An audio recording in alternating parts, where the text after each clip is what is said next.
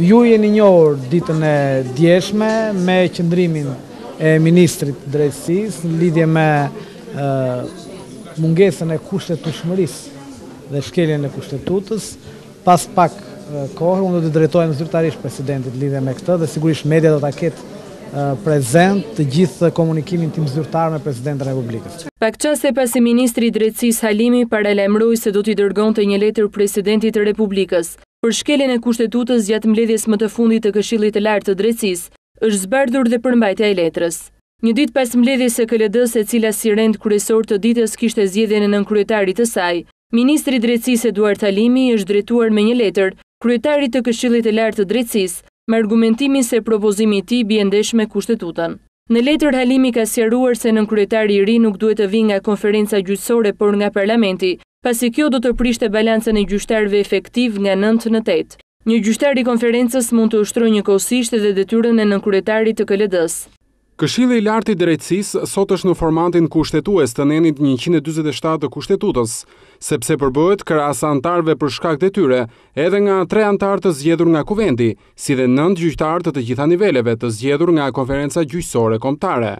Në nënfrymën e detyrës kushtetuese të zëvendës kryetarit për organizimin e veprimtarisë së përditshme të KLD-s, si dhe për kryesimin e mbledhjeve në mungesë të presidentit të Republikës, të sankcionuar në nenin 147.3, ka detajuar në nenin 13.1 se ky zyrtar është funksionar me kohë të plotë. Duke qenë kështu, zgjedhja e një gjyqtari në pozicionin e zëvendës kryetarit të KLD-s ka sjell largimin e tij nga detyra e gjyqtarit dhe rrjedhimisht sjell uljen e numrit të gjyqtarëve efektiv në KLD nga 9 në 8, si edhe transformon organizimin dhe përbërjen e KLD-s nga një gjendje brenda formatit kushtetues në një gjendje antikushtetueshmërie të shkaktuar prej propozimit tuaj. Kjo nisme e juaja që synon nxjerrjen jashtë kornizës kushtetuese të organizmit dhe përbërjes së KLD-s përbën shkelje haptazi të nenit 147.1 e kushtetutës, që kërkon në përbërje të KLD-s në çdo rast 9 gjyqtar.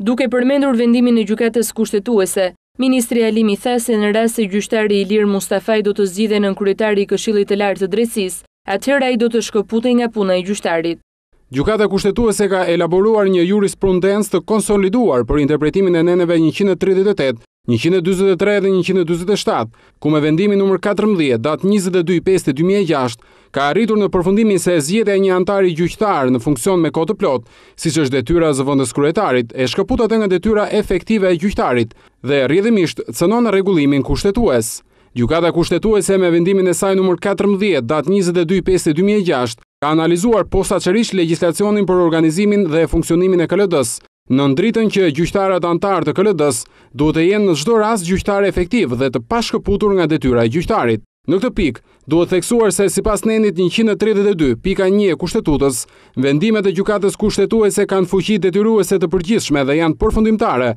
për çdo në Republikën e Shqipërisë, veçanërisht për presidentin e Republikës. Ministri i Drejtësisë pas këtyre argumentimeve ligjore i kërkon presidentit të Republikës të revokojë propozimin e tij për zgjedhjen e zotit Mustafaj në postin e nënkryetarit të KLD-s. Më herët ish ministri i Drejtësisë Enkeleda Libeja i shtoi dhe një tjetër argument çështjes, kur tha se kryetari i Këshillit të Lartë të Drejtësisë, pra presidenti, nuk ka të drejtën për të votuar për nënkryetarin. Ndërkaq që mbledhja e parashikuar për paraditën e së mërkurës u shtyp për shkak të agjendës së presidentit Topi, i cili do të udhëtojë drejt Shkupit.